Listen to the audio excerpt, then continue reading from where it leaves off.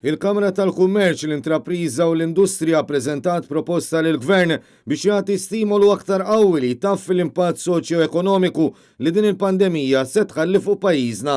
Fi sqarrija Chambers saħqet li l-gvern irid jagħti sostenn akbar lin-negozji Maltin u Awċin fil-waqt li ppreżentat diversi proposti kosted ħalli l-gvern ikun ta' sostenn akbar lil kumpaniji varji billi jieħu azzjonijiet konkreti mhux fuq bażi ta' statistika ekonomika iżda fuq it-telf li dawn in-negozji se jkunu qed jagħmlu.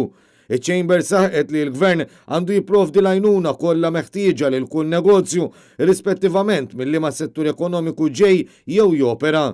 Saħqet li l-għajnuna trid tkun fuq bażi ta' kemm tilfu profitti preżentament meta mqabbel mal-istess perjodu tal-2019.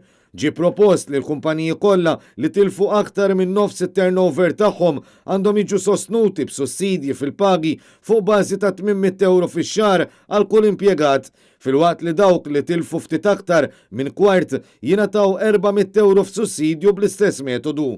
Il-Kamra tal-Kummerċ spjegat li f'dan il-mument l-ogħla priorità hi li l-ekonomija tibqa' għaddejja u li jkollna futur.